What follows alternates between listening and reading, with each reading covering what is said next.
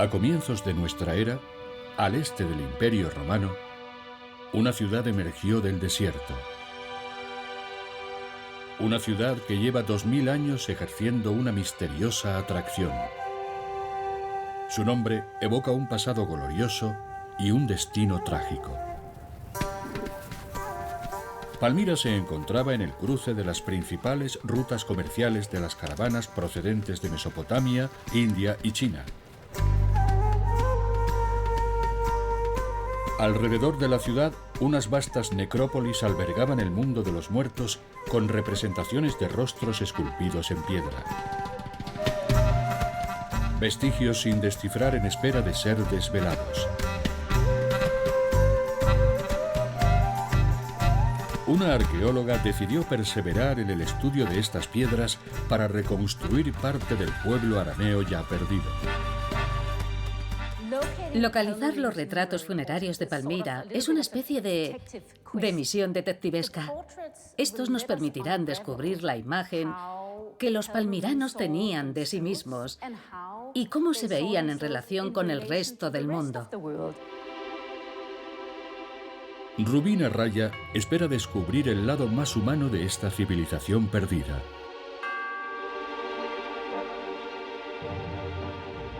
Para hacerlo, deberá investigar cientos de retratos funerarios dispersos por todo el mundo.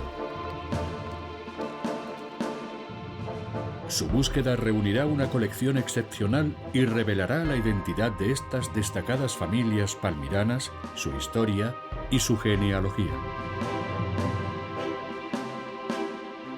Sepultados durante 2000 años, los rostros de Palmira han vuelto a emerger a la vista de todos. Una prueba de que esta gran ciudad sigue viva gracias a las huellas dejadas por sus habitantes del pasado. Las 1001 caras de Palmira, la joya perdida del desierto.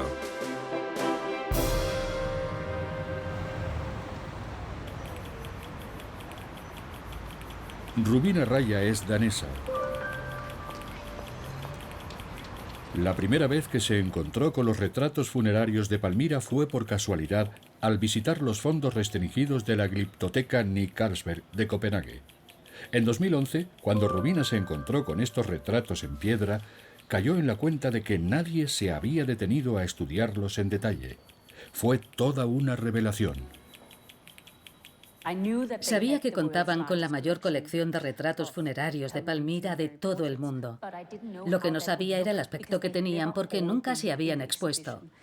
De modo que cuando abrieron las puertas de la colección cerradas al público, fue como entrar en una cámara funeraria. Físicamente, te acercas mucho al material. Lo puedes tocar.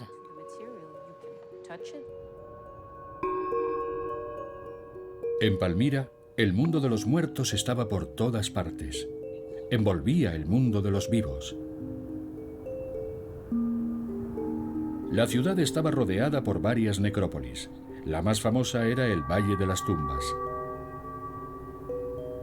Destaca por sus torres de varias alturas y sus enormes cámaras funerarias, el hipogeo y los pequeños templos.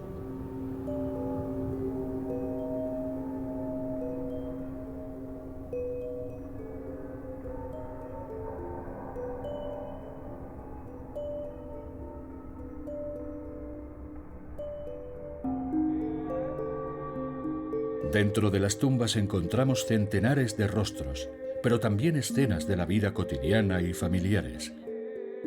Son testigos de la época dorada de Palmira, la cual tuvo lugar del siglo I al III después de Cristo.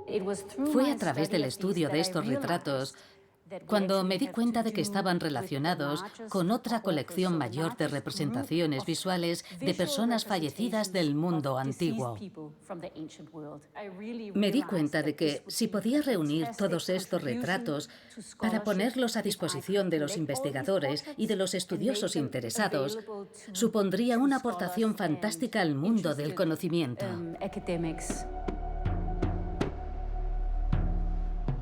La investigación de Rubina Raya ofrece un nuevo enfoque, pero se enfrenta a varios obstáculos. Para comenzar, le gustaría ir a Siria.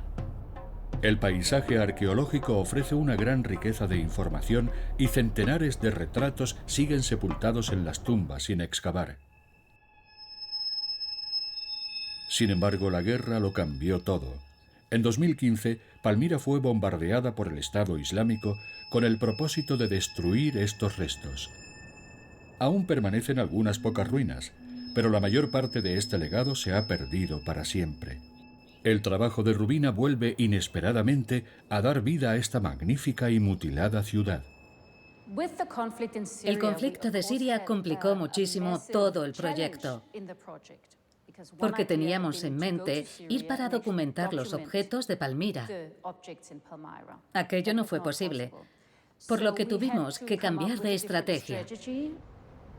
Al no poder ir personalmente, Rubina decidió seguir los pasos de un pionero que ha sido su inspiración durante todo su trabajo de investigación, Harald Ingol, un arqueólogo danés a cuyo cargo estuvo la excavación de Palmira entre el año 1924 y 1925. Recuperó algunos objetos que constituyen el núcleo principal de los fondos de la Glyptoteca Nick Carlsberg y que fundamentarían el trabajo de investigación de Rubina Raya. A partir de un pequeño número de fragmentos, ha conseguido completar el mayor álbum familiar jamás reunido desde el prisma de la investigación arqueológica. Esto marca el comienzo de un largo periodo de investigación para encontrar los retratos dispersos por todo el mundo fuera de Siria.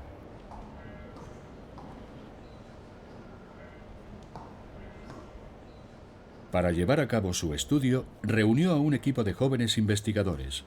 Trabajan en la Universidad de Aarhus, en Dinamarca, donde iniciaron su investigación de los fondos restringidos de la Glyptoteca. Primero fotografiamos los objetos y después hablamos sobre ellos y los describimos. Se trata de un proceso bastante tedioso.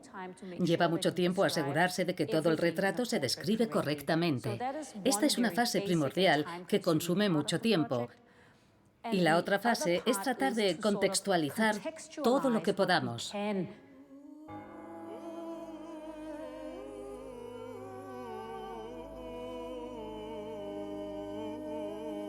¿Qué revelan las trenzas de esta joven? ¿A qué familia pertenecía este hombre? ¿En qué tumba fue enterrado? ¿Qué nos dice esta corona o este gesto? Cada rostro aporta una pista, detalles que, por pequeños que parezcan, ayudan en el avance de la investigación.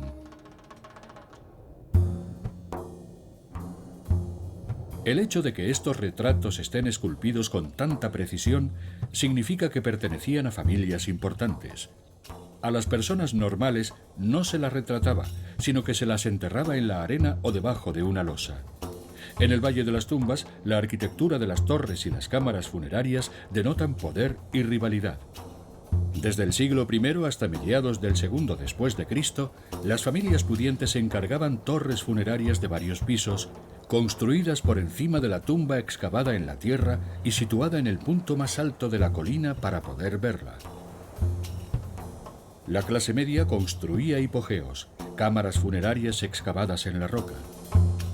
Cuantas más esculturas y pinturas tuvieran los muros, más respetable era la familia y más sobreviviría al paso del tiempo. Algunas de las cámaras podían contener hasta 400 retratos esculpidos durante varias generaciones. A finales del siglo II, los templos funerarios o casas funerarias se construían aunando la tradición arquitectónica oriental con la grecorromana. Una vez construidas, estos panteones familiares se consideraban un bien inmueble. Se trata de un fenómeno único de Palmira que tardó en construirse más de 100 años y que va de la mano de la monumentalización del paisaje urbano. Rodea los márgenes de la ciudad y hace de esta un lugar muy físico y tangible, como protegido por la sociedad de los difuntos. Palmira está tan bien situada en el desierto que no tardaría en convertirse en objeto de deseo. Se encuentra en el cruce de las principales rutas comerciales de Siria, Mesopotamia India y China.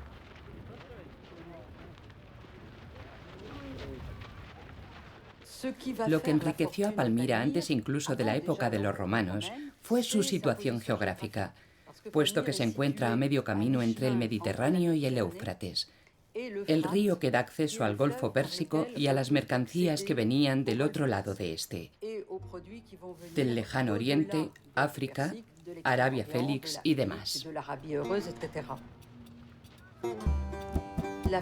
La riqueza de Palmira aumentó considerablemente cuando la ciudad entró a formar parte del Imperio Romano, alrededor del año 17 después de Cristo. Se abrió al enorme mercado romano y a la posibilidad de intercambio de mercancías importadas desde el Golfo Pérsico a través de este vastísimo imperio.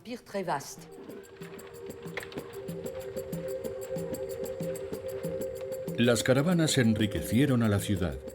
El Imperio Romano abrió las puertas de un mercado gigantesco.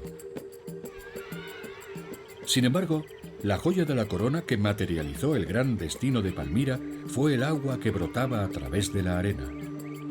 En este desierto inhóspito, el agua convirtió a Palmira en un lugar sumamente atractivo y esencial. En realidad el desierto no está vacío. Tiene un dueño y pertenece a grandes grupos nómadas, por lo que había que negociar los derechos de pasaje con ellos y el acceso al agua también. No se puede cruzar el desierto sin tener acceso a los pozos, y este es el origen de la riqueza y de la fortuna de Palmira. Fue también gracias a su capacidad para proporcionar un medio de transporte, manteniendo la mejor relación posible con las tribus cercanas y, a su vez, contar con un poder militar capaz de repeler a los bandidos o a cualquiera que intentara atacar las caravanas.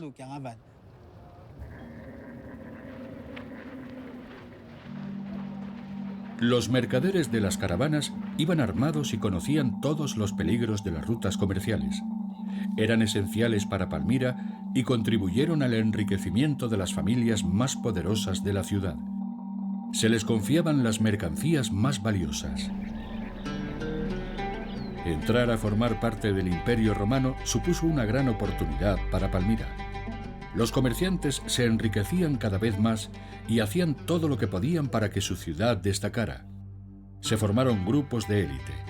La influencia de la cultura grecorromana empezó a reflejarse en la moda y en la arquitectura. La estructura de las necrópolis se vio influenciada por los ritos funerarios romanos y por el esplendor de la decoración de sus tumbas. Fue en Roma, más que en ninguna otra región del imperio, donde se desarrolló la idea del retrato. El concepto pudo haber sido griego, pero la manera de representar a la persona en un busto es básicamente romana. Se aprecia una especie de amaneramiento en el modo en que se colocan los dedos sobre el rostro. Un deseo de presentarse al observador, por lo que el gesto en sí es de modestia. Todo esto se debe a la influencia romana, pero combinado con la tradición oriental del retrato profuso de la joyería.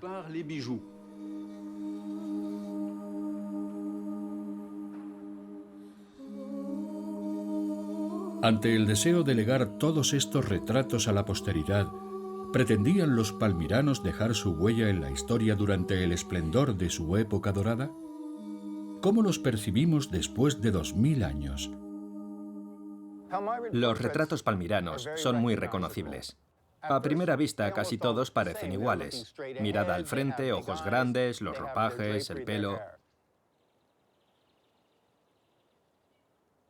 Pero cuanto más los observas, más te das cuenta de que no son iguales. Tienen asimetrías, los giros son distintos. Las inscripciones relatan de manera conmovedora los nombres de los fallecidos. En las tumbas se habla de sus familias, de las relaciones entre ellos y expresan sus valores humanos. Resulta muy intenso.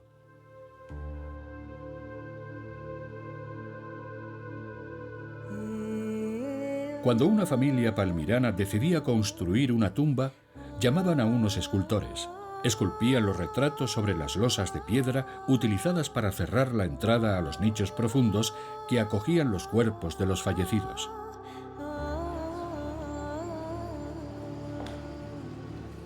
Cada individuo representado debía ser nombrado y relacionado con una familia. A veces solo queda un fragmento de la estela, un trozo de la losa que el equipo debe casar con un fragmento identificado en otro emplazamiento. Para empezar, el equipo de arqueólogos intenta unir las piezas de la genealogía de una de las grandes dinastías de Palmira, la familia El Abel.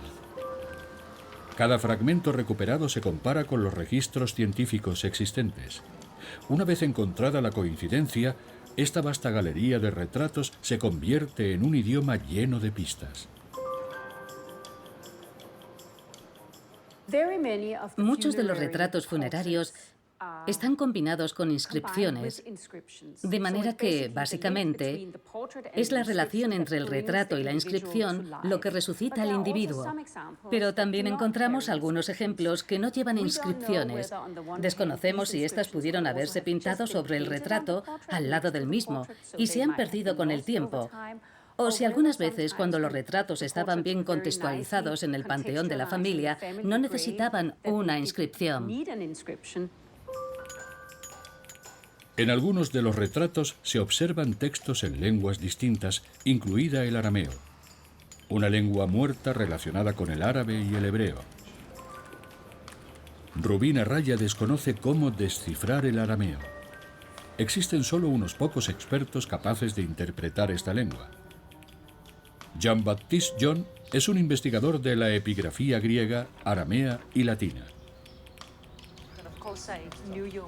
Rubina consigue convencerle para que se una a su equipo. Su contribución es esencial para la investigación.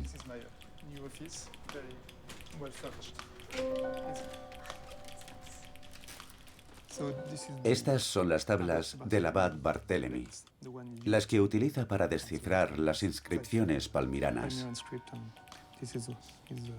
Para traducir estas líneas misteriosas, Jean-Baptiste John se basa en el trabajo del abad Barthélemy, quien logró descifrar esta lengua en el siglo XVIII. Cuando tenemos delante una de las inscripciones encontradas en Palmira, se trabaja de manera parecida como lo hacía el abad Barthélemy, buscando nombres y relaciones familiares, palabras que se parezcan a primera vista, como esta de aquí, Baj, que significa hijo. Después aparece un nombre de pila, Zabdibol, aquí, seguido de Baj, hijo de. Aquí falta la inscripción. Aparece el nombre Baj otra vez, la palabra Baj, hijo de modo que aquí tenemos a la persona, el nombre del padre que se ha perdido y aquí el nombre del abuelo. Este largo proceso de descifrado y comparación de textos permite a Jean-Baptiste John establecer árboles genealógicos que pueden emplearse para identificar a los dueños de las tumbas y ayudar a rastrear el origen de los retratos, aunque algunos de ellos serán imposibles de situar. Pongamos como ejemplo a esta persona llamada Bagadana. Podemos ver que está en arameo. Tenemos Bagadana, el nombre en arameo, y después en griego se le llama Apolodoros. Estudiando la genealogía, comprobamos que esta persona pertenecía a una familia importante, a la familia El Abel, cuya torre conocemos, y en su árbol genealógico, esta persona estaría aquí y se llamaba Bagadana, hijo de El Abel, hijo de Malicú. Construida en el año 103 por 4 hermanos, la Torre de El Abel es una de las más famosas del Valle de las Tumbas y una de las más investigadas. Sirve de referencia a los arqueólogos. En cada una de sus 4 plantas, distintos epitafios establecen una conexión entre los miembros de la familia. Los relieves y los techos están detalladamente esculpidos y pintados. El exterior de la torre funeraria se diseñó para reflejar el nivel social de la familia perteneciente a la élite de la ciudad. El interior de las tumbas era un espacio reservado, un recinto privado donde varias generaciones quedaron unidas para toda la eternidad. Los palmiranos vivían en dos mundos paralelos. En público deseaban parecer romanos, pero en la vida familiar su cultura tradicional se afirmaba en los detalles.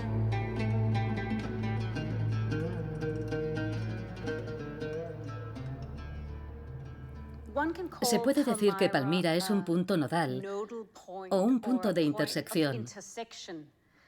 No sería correcto definirla como un crisol de culturas, por ejemplo. Sí hubo un momento donde diferentes conocimientos de diferentes culturas se encontraron, pero se reinterpretaron dentro del contexto local palmirano.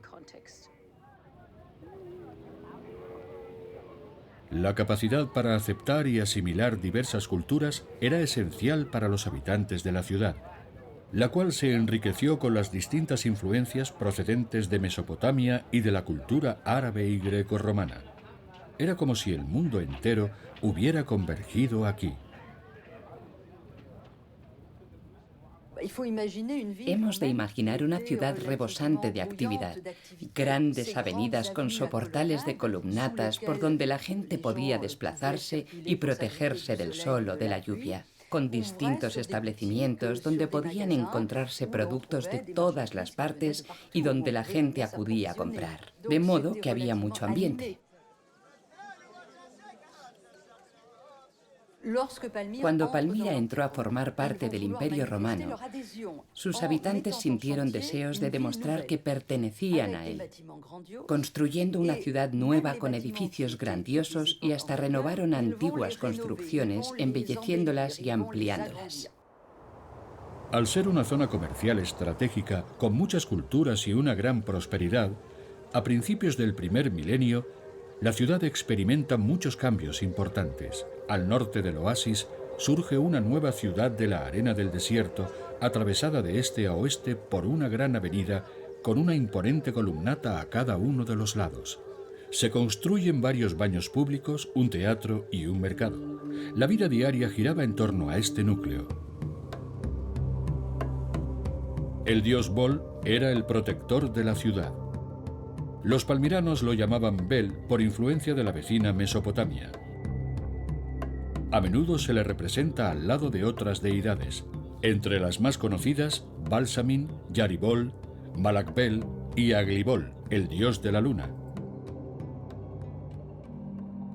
Pese a la creciente influencia grecorromana de los 3 primeros siglos, la ciudad siguió conservando sus múltiples credos religiosos. El templo de Bel, por ejemplo, se derrulló casi por completo para reconstruirse al estilo contemporáneo con un exterior grecorromano, pero conservando las características para la adoración de los dioses del templo. La riqueza se reflejaba en el esplendor de la ciudad, un esplendor expresado por los mismos palmiranos. Quisiera contradecir el mito de que fueron los romanos quienes edificaron Palmira. No fueron ellos. Puede que la inspiración viniera de ellos. Se aprecia en el aspecto de los palmiranos, en la manera en que se representaban a sí mismos, en cómo se distinguían, en cómo se destacaban, sobre todo en sus enterramientos y monumentos funerarios. Como reflejo de la sociedad, las tumbas representan el gusto ecléctico de los palmiranos. Como en el mundo de los vivos, revelan la diversidad de las clases sociales. Un mundo dentro de una ciudad donde cada columna, cada pequeño templo y cada tumba es testigo de la complejidad sutil de fundir la belleza siro-mesopotámica con la grecorromana. Harold Ingold fue uno de los primeros en comprender esta diversidad cultural cuando visitó los enterramientos de Palmira en 1924. De allí trajo numerosos cuadernos de anotaciones conservados en los fondos del Museo de la Glyptoteca de Copenhague. Anne-Marie Nielsen es conservadora de antigüedades. Se está preparando para mostrárselos a Rubina Raya. Trabajaba como deberían hacerlo los buenos investigadores y científicos. Su labor me parece algo impresionante, porque era muy sistemático. Y en una época anterior a los ordenadores, fue creando un sistema muy lógico y era muy minucioso a la hora de anotarlo todo. Por eso, no podemos dejar de admirar su obra. Por aquel entonces, el arqueólogo danés se dedicó a catalogar al detalle cada retrato en relación con su tumba de procedencia. Para Rubina Raya, estas cajas contienen más de una respuesta a las preguntas que se han venido formulando. Durante la investigación han ido revelándose nuevos detalles. Los investigadores y los coleccionistas han contactado con Rubina para darle a conocer la existencia de algunos retratos que todavía no han identificado. Y ha llegado el momento en que vaya a verlos. Para tal fin, Roma es sumamente simbólica. La historia de la ciudad italiana está estrechamente vinculada a la de Palmira. Para Rubina, el viaje a Roma es de una gran trascendencia. Justo en el centro del antiguo imperio romano, que dominó una gran parte del mundo, desentierra algunos retratos palmiranos, prueba de que este arte funerario no era considerado en ningún modo un arte menor. Todo lo contrario. Es tan excepcional desde el punto de vista arqueológico que muchos de ellos han sido adquiridos por el Vaticano, incluyendo una pieza de lo más exclusiva. Estos dos relieves son especialmente interesantes, sobre todo el de la mujer, que no es nada común. Solo existen unos pocos ejemplos entre todo lo que se ha encontrado. Representa a una mujer, probablemente en edad casadera, que puede haber muerto joven y que no lleva un velo sobre la cabeza, como la mayoría de las mujeres palmiranas. Tiene el pelo sencillamente recogido en forma cónica. Este estilo de la época recuerda al de la emperatriz Faustina y nos permite datar el relieve en el siglo II después de Cristo. Sus joyas, sus brazaletes, sus collares y sus pendientes son también de esa época. Otro detalle muy interesante. Esta tabla lisa pudo haber estado pintada y tener una inscripción, pero se han perdido los pigmentos. Este retrato es, sin duda, uno de los más valiosos de esta colección. Es muy especial. Solo existen algo más de 20 piezas como esta en toda la colección de retratos.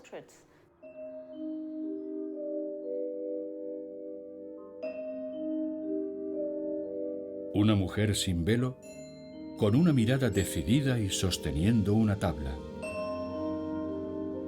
¿Podría tratarse de una discípula, de una erudita? No existen pruebas suficientes para asegurarlo. Pero el retrato demuestra que cada uno de los detalles puede arrojar nueva luz sobre la vida de los hombres y mujeres de Palmira. El estudio arqueológico clásico siempre ha tenido en consideración los retratos de Palmira, en lo que denominamos ámbito provincial, es decir, fuera de Roma. Lo mismo diríamos de todo lo que está fuera de Grecia si nos refiriéramos al periodo helenístico o clásico, pero ese es un modo muy eurocéntrico de entender los retratos. De modo que considerarlo solo desde Roma significa que solo apreciamos lo que los romanos aportaron al resto del mundo, pero no lo que el resto del mundo aportó a su vez. Lo que en realidad me interesa es, naturalmente, la interacción entre estas dos enormes regiones, que estuvieron en contacto durante varios siglos e incluso milenios. Y lo que deseo explorar es, en realidad, la relación, las trayectorias y el intercambio que también se produjo. Desde sus primeros descubrimientos, Rubina Raya siempre ha considerado estos retratos como una forma de arte original que no se perdió bajo la influencia romana.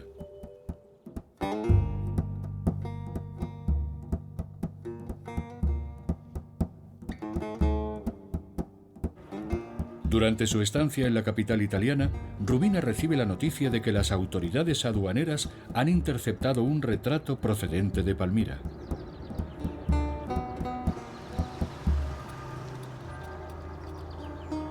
Intrigada, solicita permiso para verlo.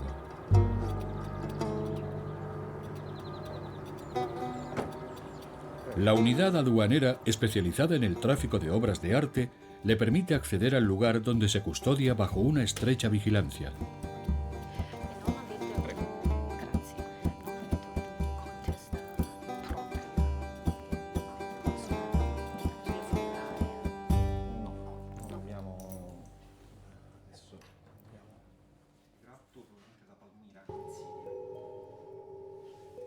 Un hombre con 2 niños pequeños a su lado.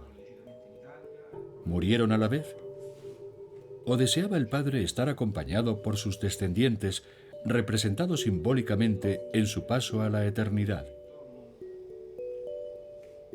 Rubina Raya considera que se trata de una representación típicamente palmirana, porque los romanos rara vez representaban a sus hijos fallecidos.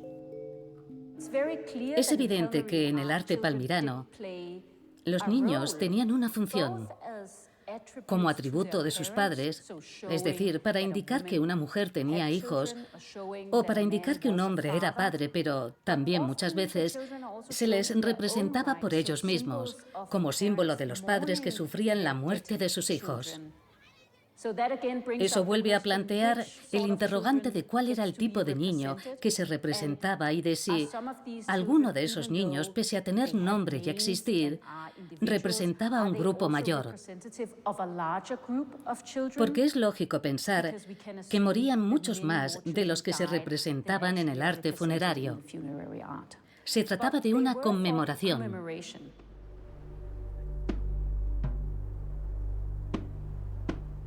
Durante el siglo I después de Cristo, la escultura de los retratos seguía ciertas tendencias, como en el resto del Imperio Romano.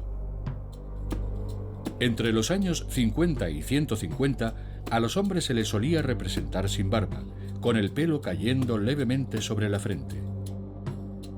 Después aparecerían con barba y bigote, con el pelo más largo y rizado, vistiendo una túnica plisada y una capa colocada sobre uno de los hombros al estilo romano. En cuanto a las mujeres, su rango se reflejaba en las joyas que lucían. Estas joyas revelaban el lujo extraordinario de las mercancías que pasaban por Palmira: collares de perlas del Golfo Pérsico, piedras preciosas de la India o de África. Se observan elegantes ropajes y también joyería. El color se ha perdido. Todo esto estaba pintado. Quedaba algún rastro de pintura y baño de oro. Pero se aprecian tiaras y turbantes, velos y collares, pendientes, brazaletes y colgantes que reflejan la riqueza de la ciudad, las mercancías que llegaban por las rutas de las caravanas, objetos ligeros pero de gran valor, sedas, especias y piedras preciosas. Si nos fijamos en los collares, en las sortijas y en los colgantes, podemos imaginarlos con colores brillantes, reflejando la riqueza de los palmiranos gracias a la cual pudieron construir estas tumbas y esculpir los retratos. Y naturalmente, la gran arquitectura monumental que daba fama a la ciudad. El incremento de la riqueza de las familias relevantes determinó la arquitectura y la estructura social de la ciudad. En cuestiones comerciales, Palmira disfrutaba de cierto grado de autonomía, aunque Roma mantenía un férreo control sobre los impuestos y la fiscalidad de los grandes núcleos comerciales. Las ciudades del imperio pagaban impuestos a Roma, un tributo per cápita y un gravamen de la tierra. Esta situación se prolongó hasta el 212, fecha en la que el emperador romano Caracalla decidió conceder la ciudadanía a todos los habitantes libres del Imperio Romano. Esto significaba que, a partir de ese momento, todos los palmiranos serían ciudadanos romanos. El estatus de provincia romana elevaba el estatus legal de la ciudad en relación con el resto. Y una de las ventajas era que, a diferencia de las demás, la ciudad estaba exenta del pago de los tributos. En otras palabras, los habitantes ya no tenían que pagar impuestos a Roma. Tenían que pagar otros, pero no el tributo, el cual era una especie de sumisión, el gravamen de la tierra y el tributo per cápita. De manera que los palmiranos se convirtieron en ciudadanos romanos. En el arte funerario, la evolución se puede observar sobre todo en la representación de las mujeres. Adornadas con lujosos tejidos, cubiertas de joyas, se las representa con una elegancia todavía mayor, luciendo en muchas ocasiones complementos tradicionales, por lo que parecían muy apegadas a sus raíces orientales. En época temprana, en el siglo I después de Cristo, a las mujeres se las solía representar con un huso y una rueca, que utilizaban para tejer y que son objetos relacionados con la esfera privada del hogar y de lo familiar, del cuidado del hogar y todas esas cosas. Estas eran unas tareas de las que debía ocuparse cualquier mujer que tuviera un hogar a su cargo. De manera que estas representaciones femeninas tienen un valor. Esto ya lo encontramos en la antigua Grecia, y aunque en ocasiones se pasara bastante por alto en Palmira, no deja de dársele la misma importancia al papel de la mujer, las cuales están a cargo del hogar. A veces se las representa sosteniendo una llave. Los retratos funerarios de las mujeres están profusamente detallados. Son testigos de una época histórica de Palmira donde éstas dejaron su impronta. Aunque los hombres dirigían la vida política y administrativa de la ciudad, en realidad fue una mujer quien intentó tomar el control cuando la ciudad se encontraba en el punto álgido de su poder. Su nombre era Zenobia, y contribuyó a dar fama a la ciudad desafiando a la autoridad suprema, Roma. Hubo un periodo de crisis de poder en Roma. Los emperadores se sucedían uno a otro con rapidez. En el 270, el emperador Claudio fallecía por la peste y Aureliano fue proclamado emperador por las legiones del Danubio. En aquella época Zenobia enviudó y, como en cierta medida ya había acaparado el poder de su marido, se convirtió en la regente de su hijo, quien era demasiado joven para gobernar. Aparece representada en las monedas. Está claro que intentó negociar con Aureliano una participación del poder imperial de Roma. Evidentemente Aureliano no estaba dispuesto a ello. Y fue entonces cuando proclamó emperador a su hijo. Comprendió que no iba a compartirse el poder y se nombró a sí misma emperatriz por ser madre del emperador.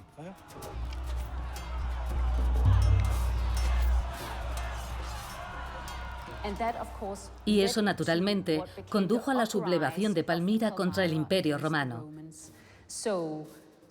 Zenobia consiguió hacerse con una gran parte del territorio de Oriente Medio, Egipto y Anatolia, de manera que los romanos se vieron excluidos del comercio y del poder político del Este.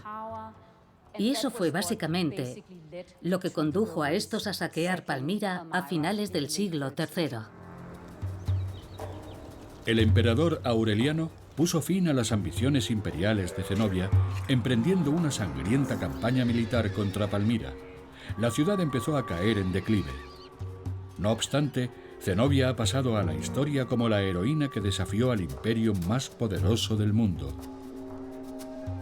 Con excepción de la imagen suya grabada en la moneda palmirana, hasta el día de hoy no se ha encontrado ningún retrato esculpido de la autoproclamada emperatriz, aunque sigue siendo un personaje legendario. Pese a sus investigaciones, Rubina Raya no ha conseguido encontrar ningún rastro de ella en las inscripciones pétreas. Zenobia continuó viviendo en las narraciones. Fue enviada a Roma como prisionera y no existen indicios históricos que revelen el lugar donde fue enterrada. La reina Zenobia sigue siendo un enigma. Básicamente, no es solo el personaje más célebre de Palmira, sino también del que menos sabemos, porque no es en Palmira donde se habla de Zenobia. Es en las fuentes externas donde se habla de ella, y solo se la menciona después de la caída de Palmira. Por una parte disponemos de las fuentes romanas y por otra de algunas fuentes orientales donde se relata quién pudo haber sido. Existen demasiadas incógnitas como para poder componer la historia de esta destacada familia palmirana hasta la caída de Zenobia y Palmira a finales del siglo III. Con el tiempo, una de las ciudades antiguas más hermosas de Oriente Medio ha ido perdiendo una gran parte de su legado. En la actualidad, los retratos funerarios se encuentran diseminados, haciendo cada vez más complicado el trabajo de la arqueóloga y de su equipo. Jean-Baptiste John ha llegado desde París exclusivamente para descifrar algunos nuevos documentos.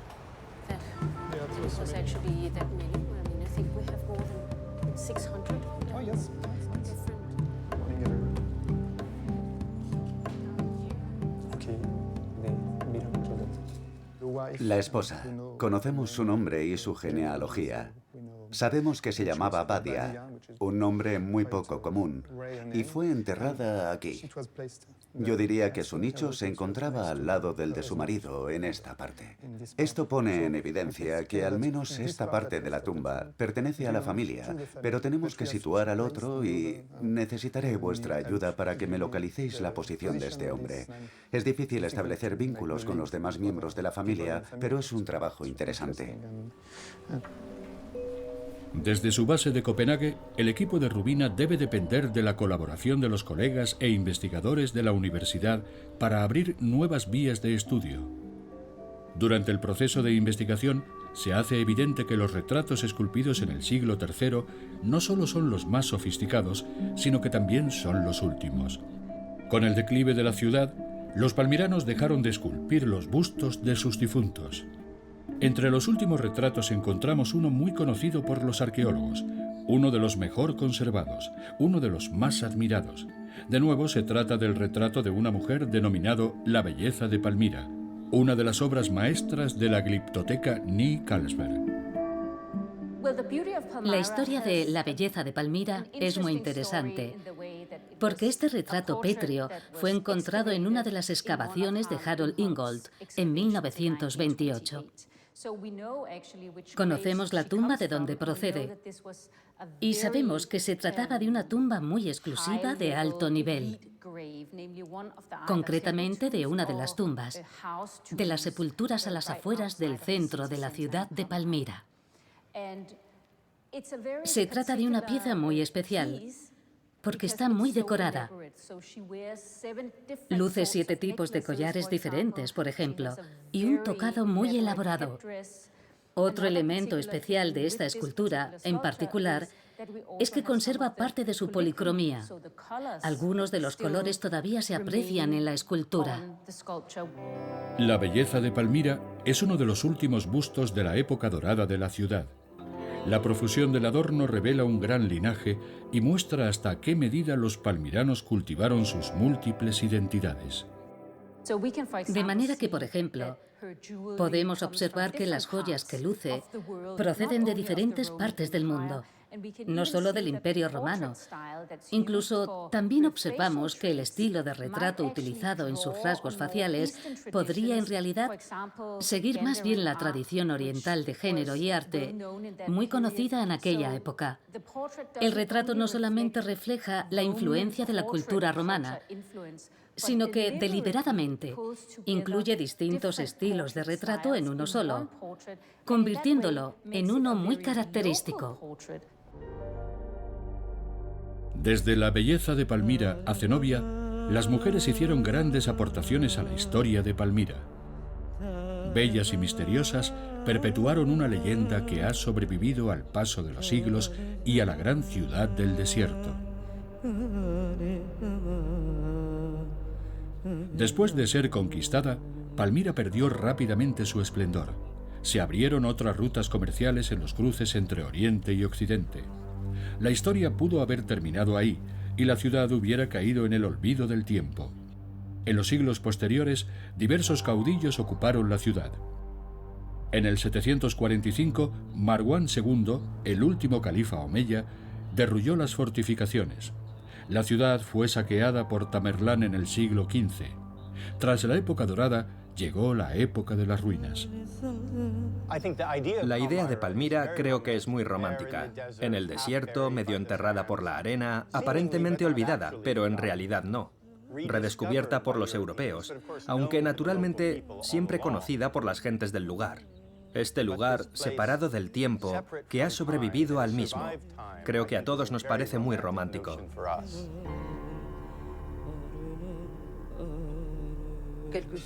Independientemente del momento del día, las ruinas tenían un matiz rosado que cambiaba según la intensidad de la luz. El sol jugaba con el color. Siempre era precioso. Pese a haber sido destruida en muchas ocasiones, la ciudad nunca pereció. Se convirtió en la perla del desierto, un territorio árido cuyos habitantes transformaron en un próspero oasis. Se creó una leyenda. Todos deseaban un pedazo de Palmira, ser partícipes del refinamiento descrito por los escritores y los artistas. Los restos de la ciudad se dispersaron por todo el mundo. Una comunidad diseminada que complica el trabajo de los arqueólogos del siglo XXI. Tras varios meses de reunir, comparar y describir minuciosamente los fragmentos, el equipo de Rubina Raya ha elaborado un inventario con casi 3.700 piezas. Durante los últimos 8 años, desde Palmira a Tokio y desde Roma hasta Los Ángeles, Rubina ha ido desenterrando estos retratos desde los 4 confines de la Tierra, incansablemente.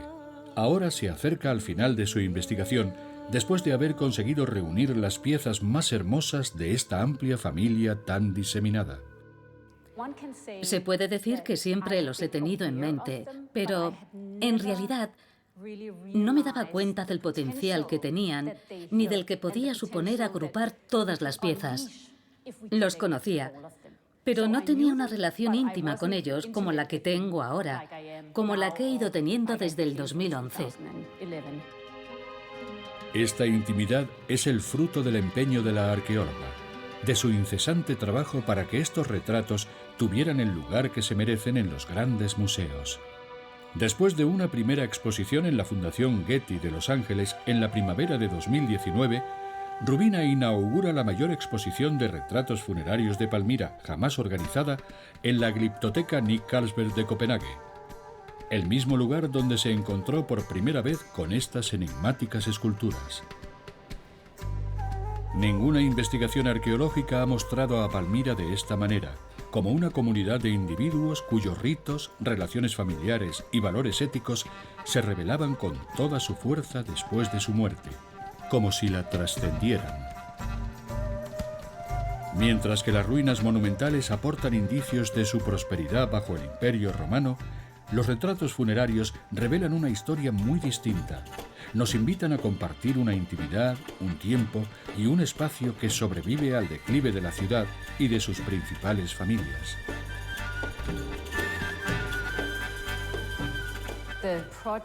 El proyecto es una gran aportación a lo que conocemos sobre Palmira. Puede que no mantenga viva la leyenda de la ciudad, pero sin duda mantiene su historia más viva que nunca.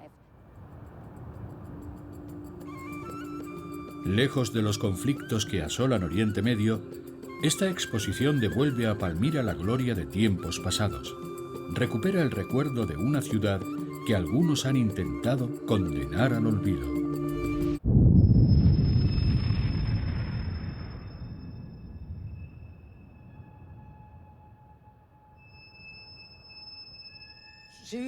No podía creerlo.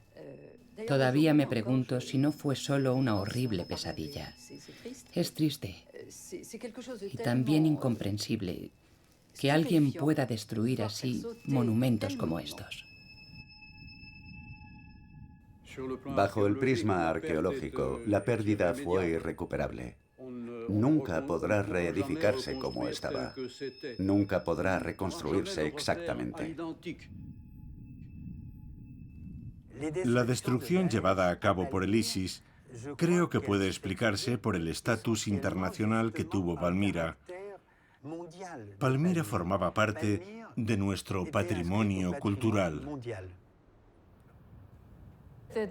La destrucción de estos monumentos, ya sean del periodo romano o del periodo islámico, Es una manera de destruir el patrimonio cultural de todo un pueblo.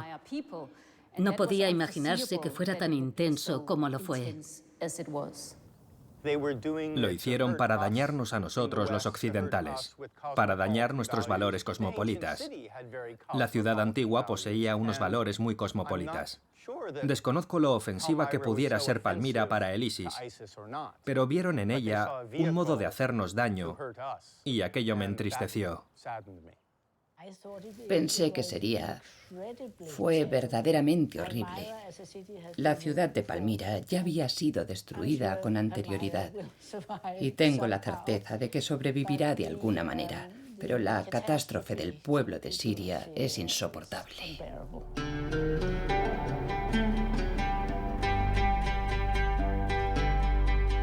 Esta es actualmente la realidad de Palmira, pero su leyenda ha demostrado ser muy sólida y permanece. Cuando construyeron sus necrópolis y encargaron a los mejores escultores que esculpieran sus bustos durante casi 3 siglos, ¿sabían los palmiranos lo que estaban haciendo? ¿El legado que pretendían dejar?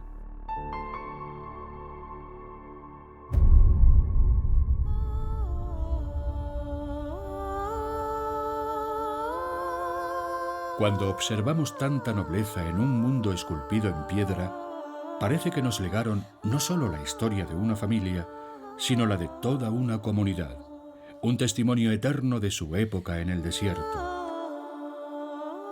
Sin duda, esperaban que una vez esculpidos sobre la piedra, ninguna guerra o tormenta de arena pudiera eliminarlos.